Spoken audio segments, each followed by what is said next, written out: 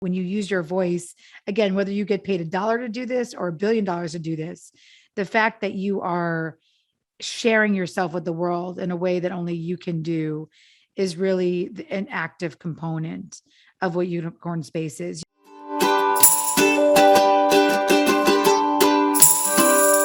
Eve, thanks so much for joining us today. We're so excited to talk to you today about the release of your new book, Unicorn Space. Thank you, Michelle. Thank you, Erin. I'm already smiling because it's been fun to pre-party with you guys a little bit. Oh, thanks. Okay, so you and I got a chance to chat, maybe six or so months ago about fair play. And in the book, you shared a life management system to help parents rebalance all the work it takes to run a home. And in the book, you also talked about Unicorn Space, which happens to be the title of your second book. Can you tell us more about Unicorn Space and why it's important to make that time for it? Yes, I can absolutely. And was so important to me that I felt the need and compelled to write a whole second book about it. And I think what I want to start with is some of the reasons why I felt the need to write a whole second book about the intersection of women's identity, creativity, and happiness. I'd say first is because a lot of what I heard in my interviews for Fair Play, the same way Michelle and Erin, I did not set out on my third grade message board or whatever, my what do you want to be when you grow up board, to have gendered division of labor specialists on that board. I think it probably said like astronaut and like veterinarian or something. But alas, the same way I did not think I would need to dive in and to understand what it means to have sustained attention for things that we love as women. Because we had been sold a narrative, or at least I had been in the Gen X generation, that I could be and do anything forever. And so my 21-year-old Eve, if you knew me back then when I was at, graduating, from college, was, I was going to be the first president and senator, right? Because there's nowhere that really says you can't do both. And legislators are so lazy. They they end at like 3 or 4 p.m. And then of course you have the whole night to issue your executive orders. But that doesn't mean I'm not going to not be a New York, Nick City dancer, because I'm not going to give up on that dream. So I'll just have to fly Air Force One in on Saturdays to Madison Square Garden and park the plane and do the 12:30 games and then just get back on the plane to Washington, D.C. that night. Right. I mean, that type of energy and fire, who knew, who could have predicted that in 10 years later, that would have been basically squashed and put out under smoldering embers of unfulfilled dreams. And so I think for me, it was trying to understand that journey. And then also so that people behind me wouldn't have to do the same burning themselves down to have to raise back up narrative that I had to do. I just think it's so interesting that you say that about thinking about this idea of failed dreams, that I feel kind of like I was sold, that we were all sort of sold at a certain age group about being able to do everything. And I know I, for one, have definitely felt that, that especially once I had children, it just felt completely and utterly overwhelming. And I'm just curious, what do you think is a trap that we all fall into, where we have these feelings of sort of failure and self-doubt at times, and we know we need to carve this space out for ourselves, but I, for one, get in my own head about how to do that. And I'm just curious as to what you find is one of the sort of number one traps that women fall into when they're trying to carve this space out for themselves. Well, I think that's such a great question. And it's a way, and that's why this book is a little different. I think people who are just waiting to get into a creativity program, it'll feel a little jarring to them, because basically I devote an entire half of the book to understanding and And what are those, as you said, those traps? And for me, what I realized was that as a productivity researcher, somebody who works in systems, Erin and Michelle, basically what I was seeing was that most of the researchers in creativity and productivity, and this book is a marriage of both of those things, are pale and male. They're pale and male, and they assume things like that we have time for deep work. They assume, as this one funny work-life balance book from Harvard Business Review, I love them, but I was laughing. All of their articles were about just, you just need 2 uninterrupted days a week, Erin.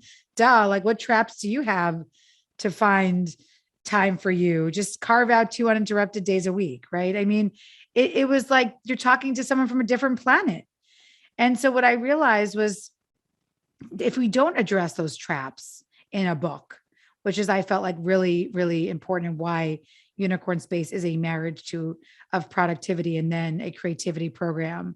And to just assume that we can all just be creative is a logical fallacy. It is a fallacy. And so to get to the second half of the book, which is really to understand what creativity redefined as Unicorn Space is and how to reclaim it, we have to understand the traps. And the 3 traps that I found in my research, and now we have over 750 dedicated interviews in our CRM, but we have thousands more anecdotal interviews, has to do with 3 things. One, it was a permission to be unavailable that we all need to understand we deserve, and to reclaim that permission to be unavailable from our roles as a parent, partner, and or professional. And by professional, I mean any woman who's working for pay or not for pay. It was a permission to burn guilt and shame, because the domestic encroachment, I like to call it, those clouds of domestic encroachment that used to say to me, well, why shouldn't I pick up Ben? This is ridiculous that I've carved out an hour to write a book that I don't even know if it's going to get published, or even, I don't even have an agent. It's not going to be paid. I may never complete this. All of those self-doubts allowed domestic encroachment to say, well, I'll just do it another day, and I might as well go pick up Ben from school. And then finally, the biggest trap of all was the permission to ask for what we need. Women are we are, it's not a trap that we fall into. It's a trap that society has put us into, to say, you should feel grateful. You have it so much better than the past. You can do it all. You could be it all. And if you haven't, it's some sort of moral failing on your part, that you don't look like that Pinterest perfect mother with a perfect body and a perfect career. So I think you asked me a question about one trap, but I think it's really 3. It's the marriage of believing that we deserved time to be unavailable from our roles, plus being able to sort of vanquish guilt and shame, plus the ability or lack thereof of being able to use our voice to ask for what we need. Absolutely. I think, Erin, I don't know about you, but I can identify with all those things. And Eve, that's really packaged really beautifully together, because I find myself, in kind of, thinking about our discussion today, I was thinking, what's my unicorn space?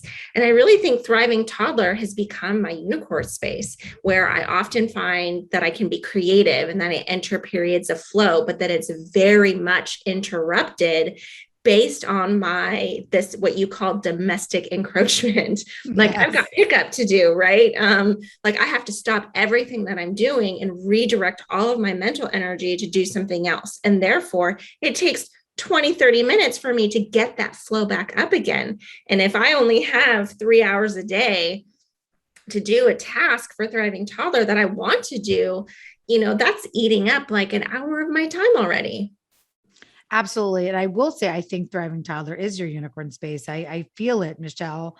And I think the most important thing to recognize is that what you're doing is, when you use your voice, again, whether you get paid $1 to do this or $1 billion to do this, the fact that you are sharing yourself with the world in a way that only you can do is really an active component of what unicorn space is. You asked me in the beginning, what is unicorn space? Why don't I just call it creativity? Why don't I just call it a hobby or a passion project? I think the language that we've used and put around what I'm now redefining as unicorn space has been incredibly limiting. When I used to ask people, how are you creative? A lot of people like me, people trained with left brain systems thinking and were lawyers say, well, I'm not creative. Or what's your hobby? What's your vanity project, a passion project? It all sounds so small. Or there's some version of it that almost is shaming if you have one. I don't know. It just, the language felt so limiting. And so for me, the idea of a unicorn space is exactly what you said, Michelle. It's the understanding that flow takes a long time to get into a space of mythical creation, like the mythical equine, that is beautiful, but doesn't fucking exist for us unless we create the craziest magical boundaries around our lives. Is really, that's the image I'm trying to help people create. And whether your unicorn is a beautiful white unicorn with rainbow back, or it's a gorgeous small little gold unicorn, whatever amount of time you can take for that space, and however it looks, it's not going to look the same for everything. But what was very important to me was that it was not confused with the two other things that I talk about in Fair Play that I call the happiness trio. There were other things that women especially, said made them happy and that they would use uninterrupted time for. And that was adult friendships and self-care. But a single soul cycle class, or, a run, is not the same as what you're doing with Thriving Toddler. It is not the rigor.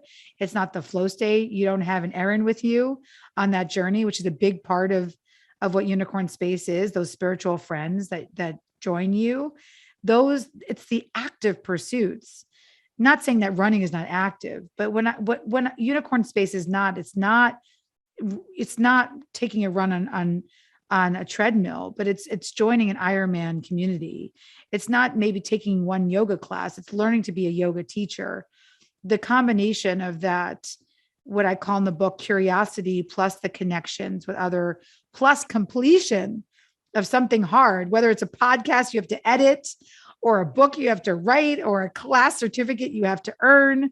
That completion feels so good. And it's really linked to our longevity, our happiness, our mental health, our physical health, and our self-worth. I think it's so interesting to talk about this idea of completing it. It's something that you complete that's kind of difficult to get there. I often feel like we don't necessarily think of carving out time for ourselves as also having that element to it often, of something difficult, something that we want to do to maybe better ourselves or feel like we're bettering our community. And I really like how you add that as a key element to this unicorn space that you're talking about. I think it's the key element, to be honest, because I think the problem with sometimes with creativity is we associate it with crayons, or sitting in the sandbox, or something that feels unattainable in a way that it should only be floating on clouds. But I think that I want to address difficult, that word, in two ways. One, I talk about this in the book, and I'm not an inspirational quotes person, but I always have loved the quote that my cousin loves because it helped her through her husband's catastrophic stroke. And it's the Vivian Green quote, that life is not waiting for the storm to pass. It's about learning to dance in the rain. And why I think that's an important inspirational quote is because it gets to the difficulty of being a woman in general in the 21st century, and of course, women without economic privilege, or single parents. It's only worse in a country that doesn't have social safety nets. And I am fighting for you. But as we talk, the difficulty, one, is that even with Unicorn Space, we don't have dry. We don't have LA 72 degrees and sunny weather, right? I mean, especially on women who are in their child rearing and earning years, life is always going to have storms. But it doesn't mean they have to drown us. Like so many women said to me, I am drowning. I want us to be able to dance in the rain. And so Unicorn Space, the way I look at it, it's your umbrella. When you have that difficult, and then so that's difficulty one, you're going to still be in the rain. But difficulty two is, and this is the beautiful difficulty, it's when you have an umbrella.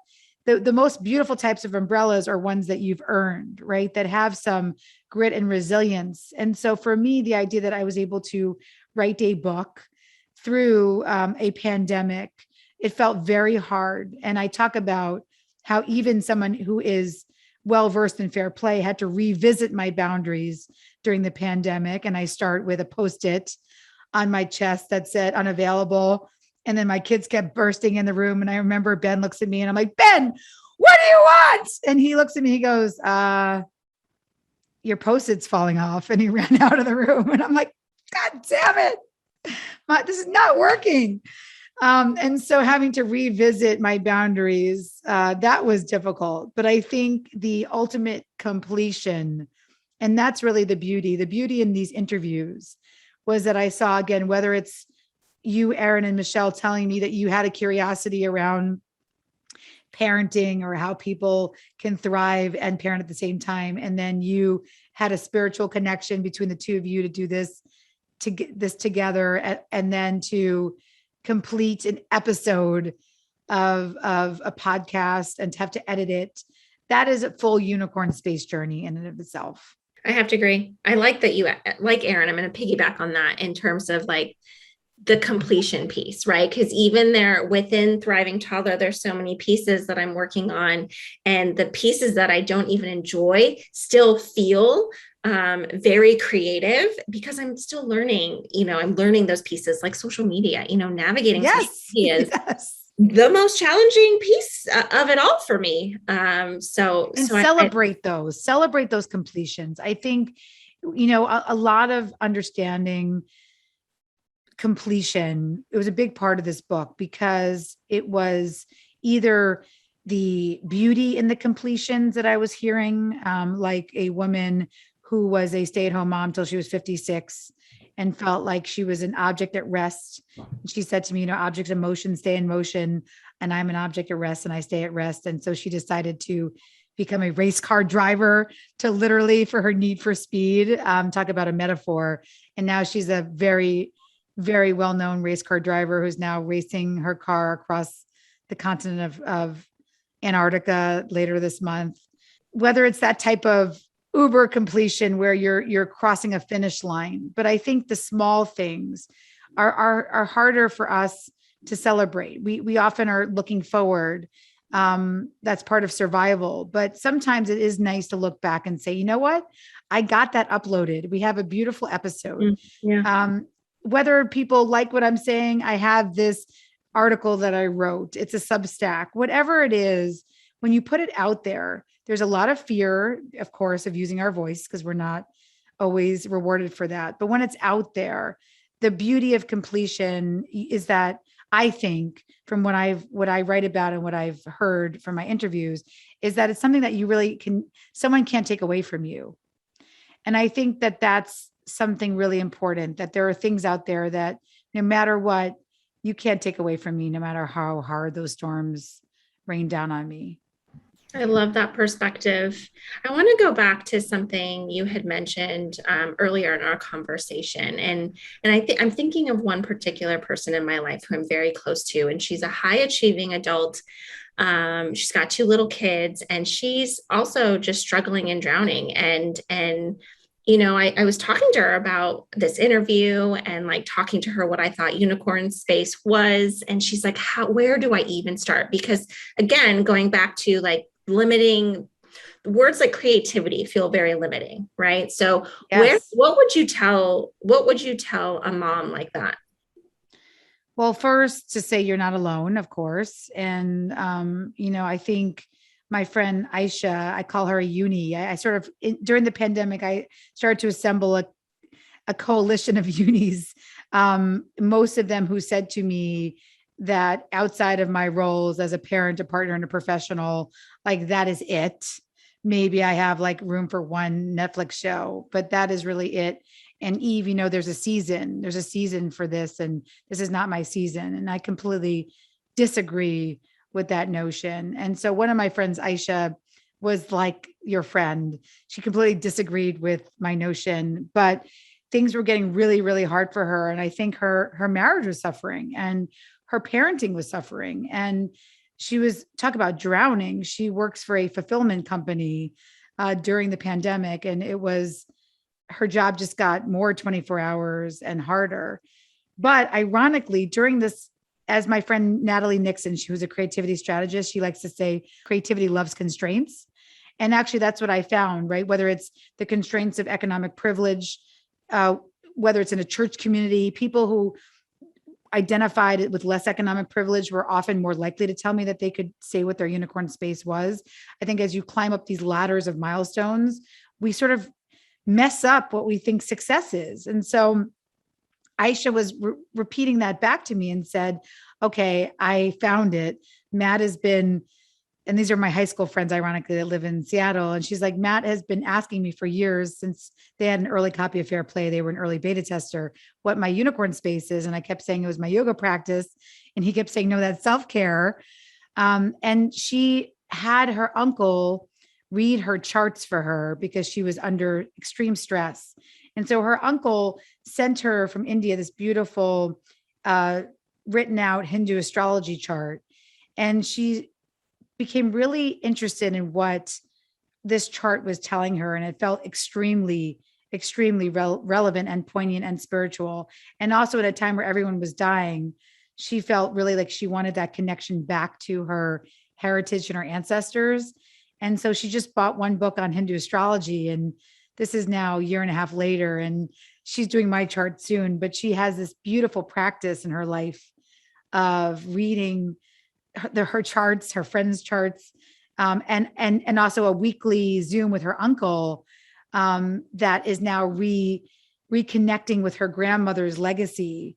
And so she's feeling part of a generational cycle that she says is bringing her meaning and purpose that she wasn't getting before. And her whole family is recognizing the benefits of this flow state pursuit, this creative pursuit. And so she reminds me of what your friend is saying. I would say in those situations that sometimes think about the hardest times in your life are actually the times when I see the most room for a unicorn space to peek in there. And what it always starts with, and that's what we will get into, the framework of what the book is there to help you actually guide you on this path, similar to Fair Play. It is a program, but the first piece is always curiosity. It is always curiosity. It doesn't mean you can have curiosity about everything. Or as my friend says, okay, Eve, I found my curiosity. It's scrolling other people's Venmo transactions. And I said, nope, not that type of curiosity. That one does not work. But the idea of the book walks you through your values. It asks you where you sit now with your values. I like to think of curiosity as a values-based curiosity, where you are really re-examining who you are and your value system. And then you align your curiosity with those values. I think that's such a, when speaking about values and aligning curiosity and values, I'm just curious in thinking about how I can't believe that Fair Play, the interviews for Fair Play were as long ago as they were. And, the world does in many respects look so different now than it did when you were interviewing the folks for Fair Play. I'm just wondering how you think maybe they might have answered questions differently had you been interviewing them now versus pre-pandemic, pre a lot of what's gone on in the past, let's say, 5 to 6 years. Such a good question. I mean, yes, I think it's such a great question because I do think that the world is a different place and in a good way. Obviously, we went through, and we are still going through a lot of huge amount of change. But I think that what I hope never comes back, Erin, is the complete dismissal of women's lived experience in pain. That is something that I heard a lot, which I hope never comes back. The idea that I can't be accurate in expressing other people's lived experience because there's no way that women feel burnt out and overwhelmed There is so much more help now. There's so much more technology to help them now. Women are in the labor force more than men. They're graduating. They're more valedictorians and in college more than men. They are in the labor force more than men. What do you mean they're one crisis away from existential crisis and leaving the workforce in droves? There was a complete and total dismissal of even the subject of invisible work, as if somehow I was relitigating the 90s in a subject that people were unwilling or unable to understand or engage with.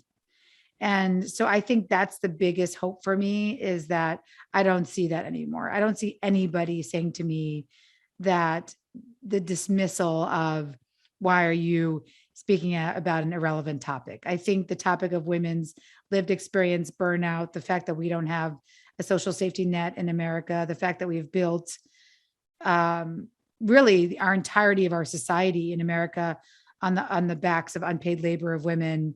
And then when we pay it, the undervalued labor of women of color in domestic care work, I don't see that. I don't see myself having to push back against those messages. I see more of a fight for solutions now, which is really exciting. But I think that we've gotten through phase 1 to phase 2. I think we have been able to go from pre-consciousness to consciousness. And now we're going to have to go from consciousness to the fight for solutions. But I think that is the biggest difference I see. So interesting too, to think, I mean, that step forward, I guess we would call it, but now the solutions, like where are we going to find those? Yes. Well, can I say that for me, why do I always start with the person, the individual? I think my mother she's a sociologist and a social worker in the macro practice of social change at Hunter College in the social work school. And so she and I are very different. She likes to say you're an in the room type of influencer. I'm an at the door type of influencer. She not influencer by like social media. I mean, like just, in terms of activism. She likes to say, private lives are public issues. And so you tackle the private lives. She's somebody who likes to tackle public issues. And those are very important. And I'm working on many coalitions that are in the fight now for paid leave and universal childcare and many other policies that will be helpful. But I've always felt that the storytelling and the empathy will come from lived experience. And for me, what always kept me up at night was that 70% of the 1% in this country who make our policies in corporate America and in government are white men with stay-at-home wives. And so to get other people in those positions, we have to start where we are now, which is everybody gets to live a creative life. Everybody gets to live a creative life because everybody deserves equal time choice over how they use their day. And that's the through line between fair play and unicorn space. This idea that women's time is diamonds. It is not sand. It's not infinite. And we deserve equal time choice over how we use our time as our male counterparts.